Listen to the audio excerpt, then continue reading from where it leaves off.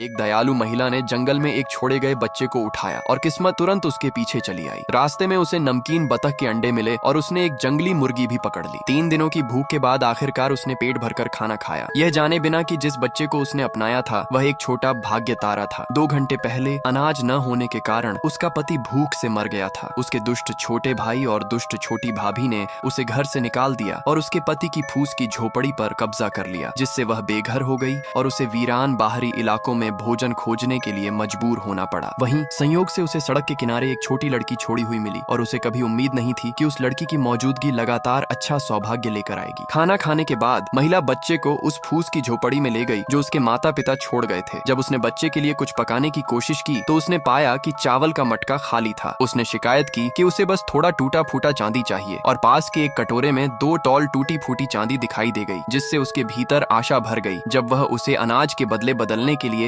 जल्दी से शहर की ओर दौड़ी। चावल की दुकान पर वह एक बहस के बीच जा पहुंची, जब एक दुकान का सहायक मालिक से भिड़ गया और बकाया मजदूरी मांगने लगा। मालिक, जो लड़के का फायदा उठाना चाहता था, ने इनकार कर दिया और एक बांस का डंडा पकड़कर उसे जोर से मारने लगा। महिला ने दौड़कर उसे रोक दिया, बच्चे को अपने साथ लेने पर जोर दिया और चावल खरीदने के लिए रखी टूटी फूटी चांदी से उसने बदले में उस लड़के को खरीद लिया। इसके बाद वह अकाल के साल की सच्चाई और यह सोचकर परेशान थी कि एक और बच्चे को अपनाने के बाद वे कैसे जीवित रहेंगे। घर लौटते रास्ते में लड़के ने हवा में नंगे हाथों से एक जंगली सुअर को मारकर अपनी जन्मजात रहस्यमयी ताकत दिखा दी, जिससे फिर से भूखा मरने का डर कम हो गया। जब वे सुअर के साथ वापस लौटने की तैयारी कर रहे थे तब आसमान में गरज हुई। एक अजीब डरावनी आवाज ने उन्हें चेतावनी दी कि सुअर को वहीं छोड़ दो, वरना रास्ते के आधे में कुत्ते की बीट पर पैर पड़ने का श्राप लगेगा। लड़का घबरा गया और सुअर को छोड़ना चाहता था, लेकिन महिला ने माना कि कोई अलौकिक बनने का नाटक कर रहा है और वह लड़के और सुअर दोनों के साथ घर की ओर चलती रही। जैसे ही उसने कदम आगे बढ़ाया उसने सच में कुत्ते की बीट पर पैर रख दिया। तब उन्हें समझ आया कि इसके पीछे एक छोटी लड़की थी। उस लड़की को उसके परिवार ने इसलिए घर से निकाल दिया था क्योंकि वह कौवे के मुंह के साथ पैदा हुई थी। महिला को उस पर तरस आया और वह उसे भी घर ले आई, चूल्हा ठीक किया और सुगंधित ब्रेस्ट पोर्क की एक प्लेट बनाई। उसकी खुशबू ने दुष्ट छोटे भाई और दुष्ट छोटी भाभी को खींच लिया, जिन्होंने बेशर्मी से दावा किया कि जंगली सुअर उन्हीं का शिकार था और महिला पर बीच में दखल देकर उसे छीन लेने का आरोप लगाया। उनकी लालच देकर स्तब्ध महिला ने हार मानने से इनकार कर दिया। जब छोटे भाई ने पोर्क छीनने की कोशिश की तो छोटी लड़की ने कहा कि बिजली गिरे और अगले ही पल एक बिजली का कड़ा उसके सिर पर आ गिरा। छोटी भाभी डर गई, लेकिन भूख से बेबस होकर उसने फिर भी मेज पर रखा पोर्क झपटने की कोशिश की। लड़के ने तुरंत उसे जमीन पर दबोच लिया और चेतावनी दी कि वह ढंग से रहे, नहीं तो वह भविष्य में भी उसे मारता रहेगा। फिर छोटा भाई होश में आया, एक कंधे का डंडा पकड़ लिया और महिला के साथ मर मिटने की कोशिश करने लगा। महिला फुर्ती से बच गई, लेकिन कंधे का डंडा फिर भी बिस्तर पर पड़ी छोटी बच्ची लड़की की ओर तेजी से बढ़ गया।